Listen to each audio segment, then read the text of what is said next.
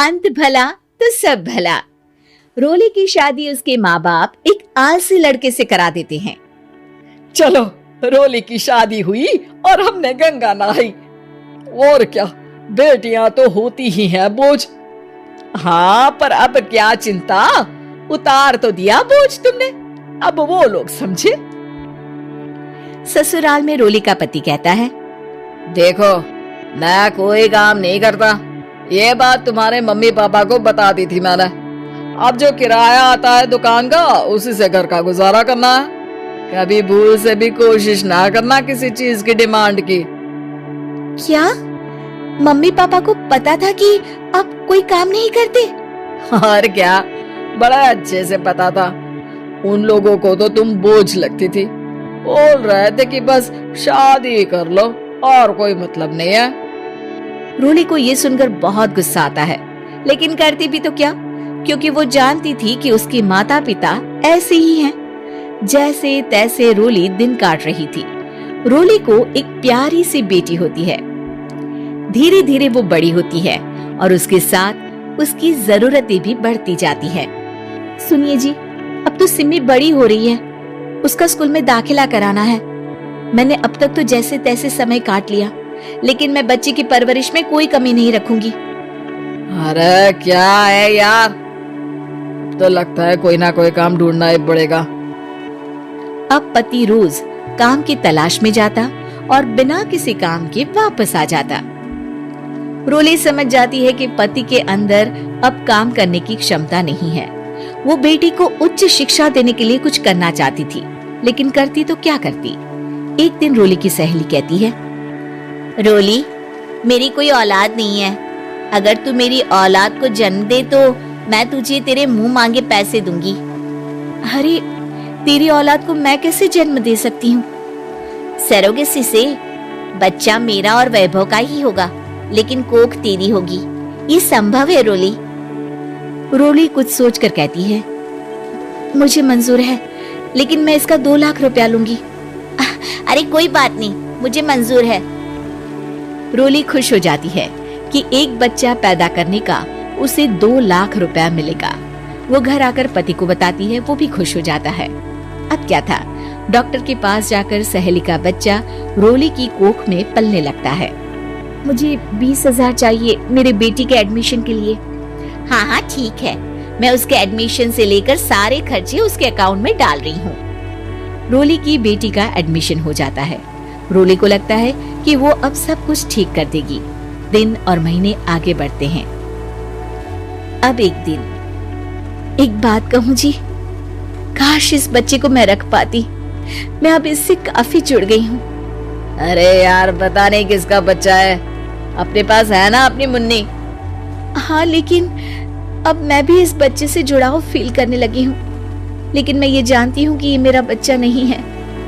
दोनों की जिंदगी ठीक चल रही थी, लेकिन कहते ना कि सुख का पल ज्यादा लंबा नहीं होता। एक दिन रोली की सहेली का फोन आता है। रोली, मुझे अब ये बच्चा नहीं चाहिए, मैं अपने पति को छोड़ रही हूँ। अरे लेकिन मुझे पैसों की जरूरत है, बच्चा तुम्हारा है, मैं क्या करूँगी? सहेली बिना कुछ बोले फोन काट देती है, फोन स्विच ऑफ कर देती है। लेकिन रोली के जीवन का तूफान यही नहीं रुकता। रोली, मैं इतना भार नहीं उठा सकता। आज पढ़ाई का पैसा मांग रही हो, कल को शादी, कॉलेज और पता नहीं क्या क्या। मैं तुम्हें छोड़ रहा हूँ, अपनी बच्ची उठाओ और निकलो इस घर से। अरे पर मैं कर तो रही हूँ ना बच्चे के लिए काम, आप आराम से रहिए ना। क्या काम कर रही हो? देख रहा हूँ मैं। ये छोटा शहर है, यहाँ लोगों को बात बनाते वक्त नहीं लगता। तो मैं क्या करूँ? ज्यादा पढ़ी लिखी नहीं हूँ, कैसे घर के खर्चे चलाऊं? और आप तो काम करना ही नहीं चाहते। हाँ, ना चाहता हूँ और ना ही करूँगा। रोली को पति की बात पर काफी गुस्सा आ जाता है। ठीक है, अगर मेरे जीवन में संघर्ष ही लिखा है तो वही सही। इस वक्त पति होने के नाते आपको मेरा साथ देना चाहिए था, लेकिन नहीं, आपने तो इस हाल में मुझे घर से बाहर निकालने की बात कह डाली। देखो, ये सारी फालतू की बातों के लिए वक्त नहीं है मेरे पास। रोली, जिसकी कोख में किसी और का बच्चा था और साथ छोटी सी बेटी, पति का घर छोड़कर रास्ते पर आ जाती है। रोली के पास मायके के सिवा दूसरा कोई रास्ता नहीं होता। अरे रोली कैसी है? कितने दिनों के लिए आई है? हमेशा के लिए माँ। वो माँ को सारी बात बता देती है।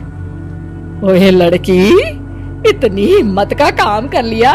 अरे ना ना, यहाँ कोई जगह नहीं है। तुम तो अपना बोरिया बिस्तर उठाओ और निकलो यहाँ से। रोली के पास अब मायके का रास्ता भी नहीं बचता।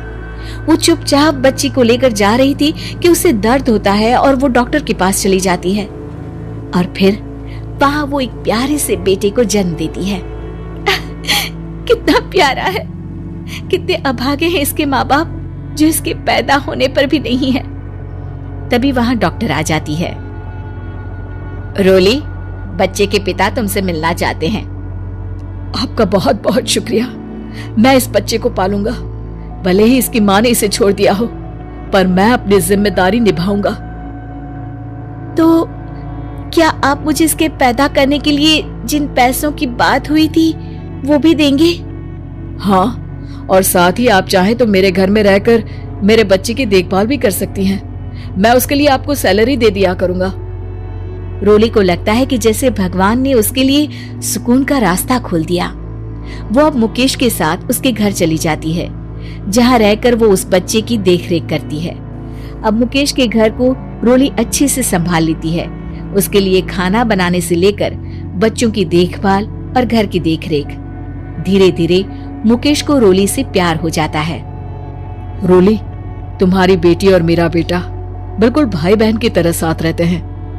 हाँ, आखिर है तो एक ही कोख के बच्चे, अटैचमेंट तो होगा ही ना। रोली, तुमने घर और मुझे दोनों को संभाल लिया। ये तो मेरा काम है।